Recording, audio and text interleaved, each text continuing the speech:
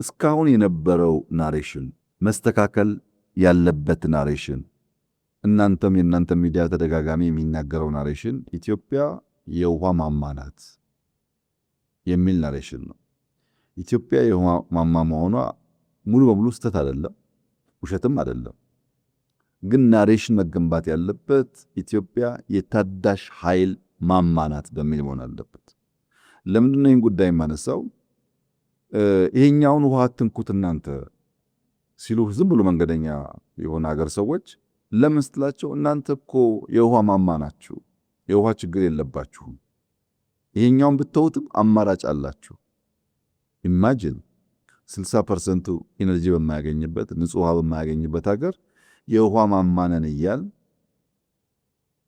ራሳችንን እየሸነገል ከዛ ውሃ ሊገኝ የሚችለው ትሩፋት ሳናገኝ ነው። የውሃ ማማነታችን የሚረጋገጠው የታዳሽ ኃይል ማማ ስንሆን ነው።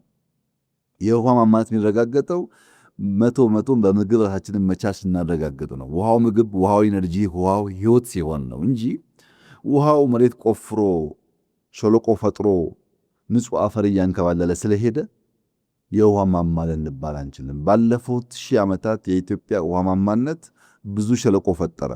በዛ ሸለቆ ምክንያት ብዙ ድልድይ መገንባት ግዴታ ሆነብን። አሁን ድልድይ ከሌለ ይሄኛው መንደርና ይሄኛው መንደር ሊገናኝ አልቻለም። ትርፋችን እሱ ነው። ወርቁ አፈሩ መጋዙ ነው።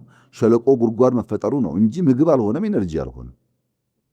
ያ ሪሶርስ በበቂ ደረጃ ታዳሽ ኃይል ላይ ውሎ የኢነርጂ ማማ ከሆን የምግብ ማማ ከሆን ያኔ ይሄን ናሬሽን ብትቀጥሉ ችግር የለው። አሁን ግን ለሌሎች ኤክስኪውዝ ነው የሆነው።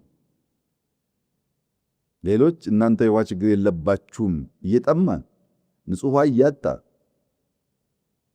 ኢነርጂ በበቂ ደረጃ ሳይኖረን ግን ልክ እንዳለ እንድንታሰብ ነው ያደረገንና ኢትዮጵያ የውሃ ማማ ሳይሆን የታዳሽ ኃይል ማማ እንድትሆን፣ ኢትዮጵያ የውሃ ማማ ሳይሆን የምግብ ማማ እንድትሆን ማረጋገጥ መቻል ናሬሽኑን በዛ መገንባት ያለበት ይመስለኛል።